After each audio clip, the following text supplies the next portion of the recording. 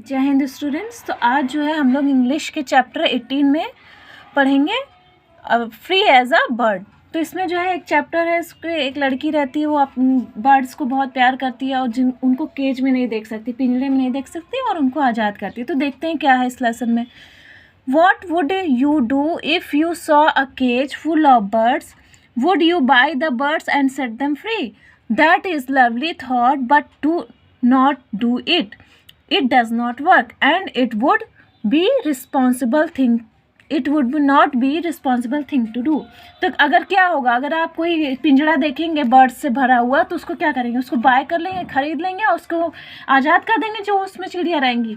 तो ये तो अच्छा थॉट है, विचार तो अच्छा है, पर इसको हम कर नहीं सकते ना। हर जगह हम जाएं और पिंजरा खरीद के उसमें जितनी भी चिड़िया हों उनको आज़ाद कर दें, तो ये तो आसान काम भी नहीं है और कर भी नहीं सकते हैं। और ये जिम्मेदारी वाला भी काम नहीं है, क्योंकि कई लोग इसी से अपना रोजगार भी करते हैं। तो अगर हम ऐसा करेंगे तो ये गलत हो जाएगा। Recently there was a case where a girl saved all her pocket money, bought a cage full of birds and set them free. The girl had expected the birds to fly to their nest. At once they just flew about confused. A few minutes later, the girl's horror, the beautiful birds were attacked and killed the crows. तो क्या होता है कि वही case होता है कि एक लड़की जाती है, अपने सारे पॉकेट मनी जितना उसको जेब खर्च मिलता है घर से, उसको इकट्ठा करके और ले जाती है, एक केज खरीदती है जिसमें खूब ढेर सारी चिड़िया रहती है।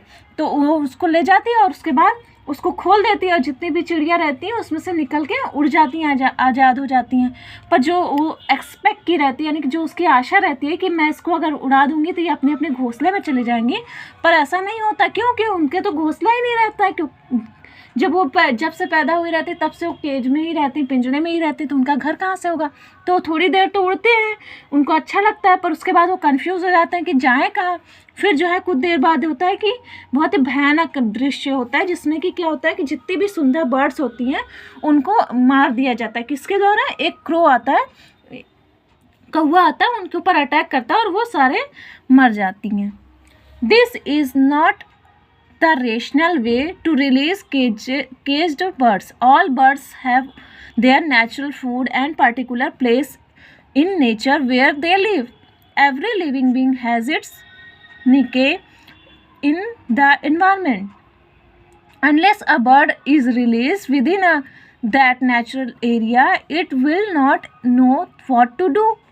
It will not know how to feed itself, where to look out for water, and it will soon fall prey to some other birds or animal that is better adapted to local condition.